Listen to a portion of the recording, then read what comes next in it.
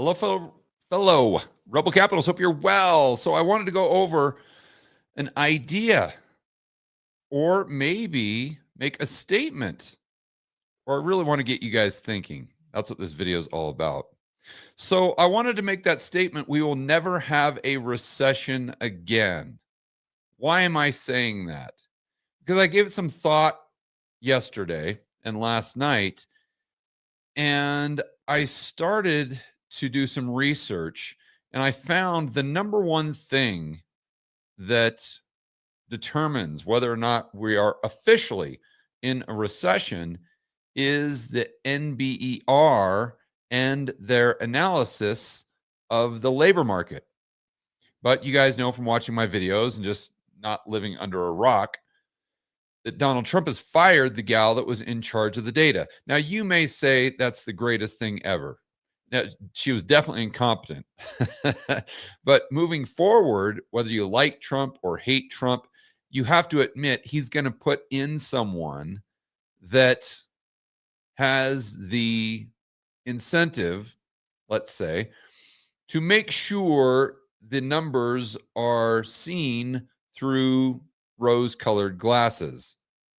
Now, does that mean that Donald Trump will tell the yes man or yes gal to cook the books to the extent to where if we had negative non-farm, if we really did have negative non-farm payrolls, that they would lie about it and say that we don't? They would manipulate the numbers. They would quote unquote rig the numbers. I don't know. I'll let you be the judge. But to think that we would have Donald Trump replace this gal with someone that would then come out the very next month and publish, let's just say, a negative non-farm payroll, I see that as very unlikely, regardless of what the data actually is. So if we go over to NBER, let's switch up the screen share. I just hopped on their webpage. I'm like, well, how do they actually determine this? So they call it business cycle dating. Okay. You guys can see from this chart, they've got unemployment rate. This is the first thing they lead with: unemployment rate in recessions since 1948. And they show the shaded areas denotes NBER dated recessions. So that's when they actually came out and said, okay, we were in a recession from here to here. Or more recently during the GFC, we were in a recession from here to here. And what they're highlighting is how there's this strong correlation between the shaded area and the unemployment rate. The bottom line here is you could just basically throw away the NBER, just fire everybody, and just look at the unemployment rate, because when the unemployment rate spikes, that's always when they're going to say they were in a recession. And I'd like to point out the Q1 of 2022 and Q2 of 2022. Why would I highlight those quarters? Because as you guys probably remember, we had negative real GDP. And that is a technical recession. But did the NBER come out and announce that we were in a recession? No. Why? Because unemployment was low. And they're using the unemployment numbers from the BLS.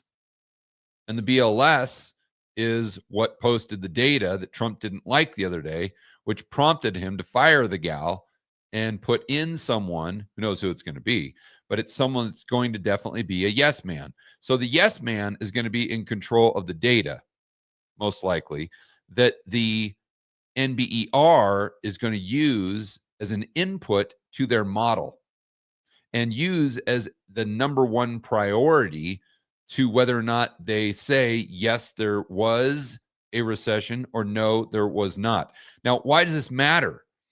And a lot of you are probably asking the question or saying to yourselves, George, it doesn't matter, because if I lose my job and if all my friends lose their job, or if we're having a hard time putting food on the table or a roof over our head, if our purchasing power is decreasing, if our standard of living is going down, and that includes me and all my friends and family members and pretty much everyone I know in my town, I don't care.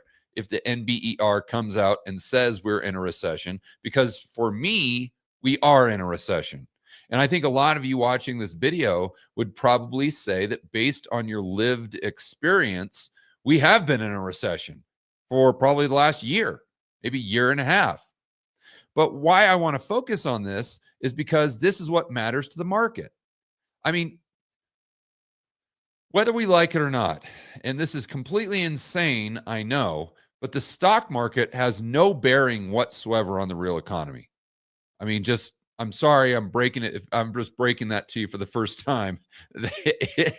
In fact, it almost has an inverse relationship where the worse the economy is, the better the stock market does, because they can argue that lower interest rates are better for stocks. And if we have a bad economy, then that means the Fed will most likely drop rates. That's just one of these narratives, right? That they're always trying to push. They're always trying to spin things. They, CNBC, the bulls, and basically everyone who dominates Wall Street.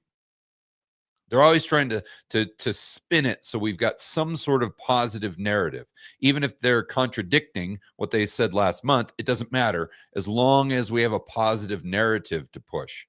And so let's just assume for a moment, moving forward, we do have a yes man in there that will make sure that unemployment rate goes no higher than where it is today at 4.2%, which actually would be very easy to do.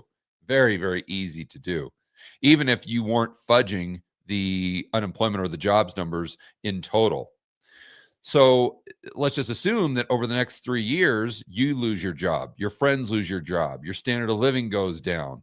You start to see them shutting down restaurants and stores that you used to go to because there's just no business. I'm trying to think of signs that you would see in the real economy, in your real life, that would lead you to the conclusion that, maybe the economy is not doing so well. But yet, at the same time, you turn on CNBC and they're sitting there saying the economy is booming because the NBER hasn't announced we're in a recession and the unemployment rate is still low. Therefore, everything has to be great. So going back to this idea, it's like if the unemployment rate never changes or doesn't change over the next 3 years, is it possible to have a recession? Is it possible to have an economic contraction? Now, I'm not, again, to be clear, I'm not talking about a real economic contraction because obviously that's possible regardless of what the central planners are saying about the data. But I'm saying, can we have an official recession?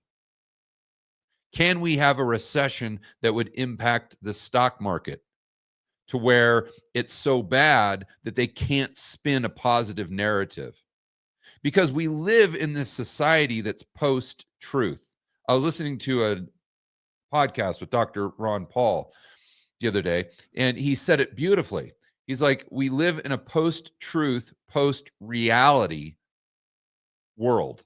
And I could not agree with him more. That it doesn't matter what the reality is. It is, as long as it's a narrative, then that's how I'm going to live my life, or that's how I'm going to set up my portfolio. As long as the narrative is whatever, Saudi Arabia is going to invest 100,000 million trillion dollars in the United States in the next 6 months, even if that's physically impossible, it doesn't matter if it's not reality, because I can still invest that way and everyone else is going to invest that way or believe it, because it's all about the narrative. Truth and reality doesn't mean anything. You see? So if the whole world's crumbling, or that the economy is crumbling, it's blatantly obvious to you, but we can spin that narrative because the unemployment rate's still low. Hello, you're just complaining about nothing. Unemployment rate still at 4.2. That must mean that you're lying and that the job market's great. And that must mean you're lying about your standard of living going down. And that just means that you're just full of sour grapes because you can't put a roof over your head. You're obviously just not working hard enough, or you're just addicted to opioids or whatever, right?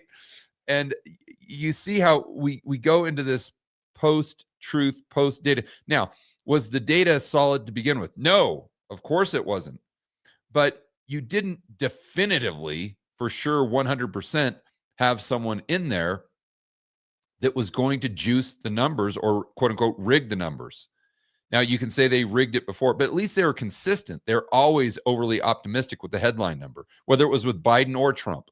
They were, I mean, they were incompetent, that's for sure, but they were doing the exact same thing. So maybe it was, maybe it wasn't. But moving forward, even if you're the most diehard Trump supporter, you've got to admit that there's a very low probability that Trump's going to put someone in charge here who isn't going to, let's say, spit shine the numbers. And then you just ask the question, if they do, and we never have the unemployment rate go up, is it even possible to have an official recession? I think the answer could be no. I mean, let's go over to the employment data, and we looked at this yesterday. Let me zoom in a bit. But right here, we've got the headline number 73,000. So let's just say that Trump says, look, if the data is bad, it's bad. You can fudge or you can tell the truth as long as we are always over 100,000 jobs. Okay, let's say that's the rule. That's the line in the sand. So if we go from 250 down to 110, Trump says, okay, I'm totally fine with that. But if the number's 50, that's under 100. That's the no bueno zone. We're not going there. And you got to do something to spit shine it to make sure we get that number over 100, because it doesn't matter what reality is. I just need something, a narrative that I can sell to the general public for midterms or whatever it is, right? And then you include the unemployment rate, which, as most of you know from watching my videos, is really about the household data. So you've got the unemployed number. Now, let me tell you how big of a deal narrative is. For most of you that watch CNBC or Bloomberg or listen to quote unquote experts or influencers, they're probably telling you that the labor market's strong and resilient. Strong and resilient. Strong. Why? Just because of the unemployment number. But if you look at the amount of jobs, which should be the metric we're using, it's terrible. Look at this. The number of jobs just last month decreased by 260,000. 260,000. And you guys know from watching my videos, just the other day, or it wasn't last month, but the month prior, I believe the number was minus like 696,000. So you figure with just these 2 months, 2 of the last 3 months, we've lost 1 million jobs. 1 million jobs.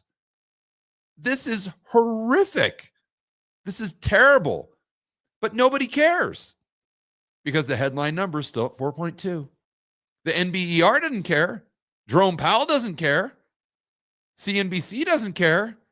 The quote unquote experts don't care because, again, we're in this post-reality world where as long as the headline number is 4.2%, I don't want to look underneath the hood because that might give me a narrative that I don't want, right? It's like the sequence of monkeys, where as long as that headline number is 4.2, then I'm just going to do this, this, and this. I don't want to know about it. Just let's sweep it under the rug. So this has not moved the market, right? This hasn't moved the bond market. I'm talking about the household and the amount of jobs we have. How is that possible? Well, it's actually quite simple because they're looking at the labor force, or when you combine it with the labor force participation, then you get the actual unemployment rate. Okay, that's the two main components of the formula they use. So if I'm the Trump yes man or yes woman, I'll report these numbers accurately. Sure, negative 300,000, negative 400,000, negative million. Who cares? Just reduce the labor force participation. And by the way, the headline number is super easy because this headline number, and I'm talking about the the establishment survey, not the household survey, has to do with the birth death model for businesses.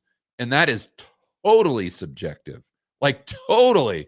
They sit there, well, which way is the wind blowing? Oh, yeah. Okay. Well, we added another 300,000 businesses. And we'll assume those businesses just hired, 10 employees each. Sure. Sounds good to me. That just gives us, basically, they start with a number and then they just fill in the gaps in order to get to that number they need to push the narrative.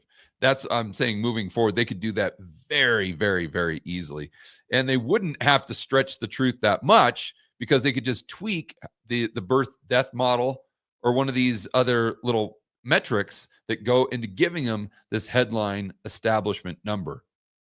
But the real thing I wanted to get you guys thinking about, and maybe you have a different conclusion, is can we have a recession?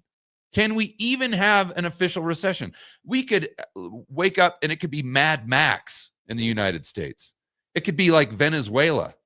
I'm not saying it's going to be, but I'm saying, I mean, how bad could it actually get to where the NBER would come out and say that we're in an official recession if, assume, and this is a big if, I know, but I'm just throwing out an idea, a hypothesis, if the unemployment rate never goes up again, at least throughout the rest of Trump's term, due to him having a yes man in there, or the establishment survey never goes negative or never goes below 100,000. Like we could have just complete Armageddon. I mean, we could have the Great Depression in the 1930s. We could have soup lines, for heaven's sakes, at every single grocery store you go to. But the question is, would that lead to an official recession that would actually move the market, and where the talking heads that live in LA and New York that really don't experience the reality of the everyday American, to where they would come out and say, hey, we're most likely in a recession, or the administration would say, hey guys, we tried to do this. You got to bear with us. The economy's in contraction. It's not doing really well. Right? Like, how bad would it possibly, or how bad would it need to get? And even if it gets that bad, will they ever admit that the economy is suffering, or the economy is weak, the economy is in contraction and recession, whatever you want to call it, if they've got those headline numbers, those two headline numbers? That's all it requires, just unemployment rate and the establishment survey. If they've got them looking rosy, however they do it, I don't know. I mean, my base case is no. My base case is if they keep the establishment survey high or even in the positive, and they keep the unemployment rate low, the NBER is never going to come out and say that we are, and therefore that's never ever going to move the market. And we're just going to be living in this fantasy world that's completely decoupled and divorced from reality, and the reality that you guys experience every day in your lives, and speaking with family members, friends, and with your employment situation, your purchasing power, and your ability to put food on the table and a roof over your head. We have to realize that what Dr. Paul was saying was absolutely spot on. We live in a world that is post-truth and post-reality. All right, guys, enjoy the rest of your afternoon. As always, make sure you're standing up for freedom, liberty, free market capitalism. We'll see you in the next video.